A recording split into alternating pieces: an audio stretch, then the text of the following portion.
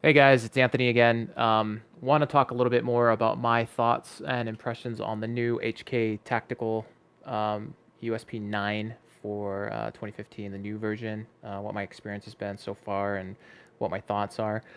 Before I get started, all of these weapons have been safety checked previously off camera, and just don't want to have to do that in front of you guys again, but they are all clear. This is one sweet gun. I really, really liked it, and there were a lot of grievances that I had with the older version of the USP 9, which is here. This is the older version. You can tell because it doesn't have the tactical on it, and it doesn't have the O-ring on the barrel itself. So, but like a couple things that I didn't like about this was first of all the stock sights on it, right? Just hate those sights. I mean, if you could see that, they are just plain and like unless you have a white background, which fortunately we do right now, they're just really hard to, get on target quickly. And even though they are adjustable and whatnot, just really don't like them. And that was kind of a big turnoff for me there.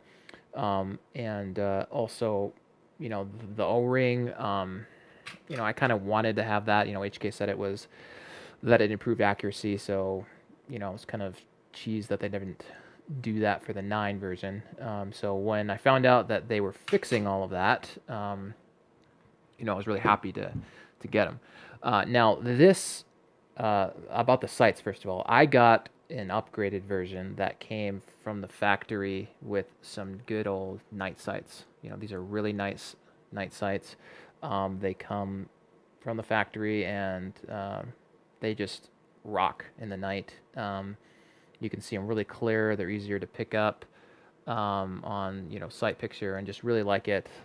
But anyways, overall, really really love it. The match, the match trigger, all of that was aftermarket stuff that you had to do. If you wanted to stick with the 9 millimeter, you had to, buy the match trigger, get that in. You couldn't get the O-ring um, barrel for it. At least to my knowledge, you couldn't. So it was really just upgrading the trigger, and then you'd have to get new sights on it. And so I was lucky that I was just happy that I found it with that they came out and all of this is on there, and you can get the gun with these excellent sights.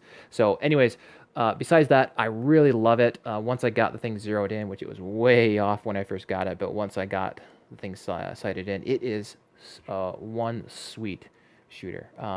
It's great, and I'm finally glad to be able to get the new tactical version on that, and going to be throwing on an octane on this eventually. And this honestly is my go-to gun right now. It's my bedside gun. It sits on my nightstand, and this is what I use if something goes thump in the night. So shooting has been really smooth. No problems with it. I've took it to the range and fed a variety of different ammo. I'd take the magazine, put different ammunition types in it, all stacked through, and the cheap Wolf stuff, the Bear, and to some Remington good stuff and some hollow points.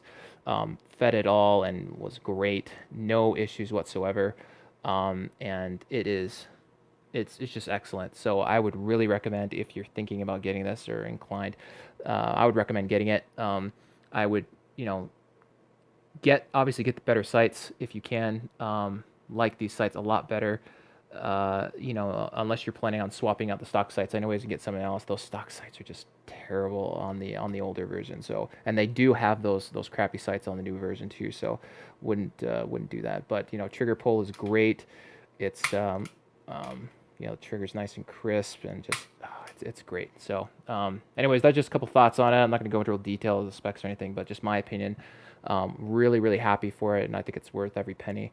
And obviously the rail, because it doesn't come with the a standard, Picatinny rail or whatever you have to get the adapter. That kind of sucks, but besides that, I mean, just owning an HK, I mean, it's great.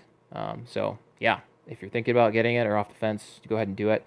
The one modification I did do to this, besides adding on this, is I did switch this from the version 1, which is safety and fire, to just decocker only, being my nightstand gun. I didn't want to have the safety, so right now all it does is it decocks. There is no safety feature on it. If you push that up, it doesn't do anything. So that's a real easy swap out. You know, I just went to hkparts.net and bought the plate there and swapped it out. I'll do a video on that later, but real easy. So anyways, love it, guys, and you guys should definitely get it.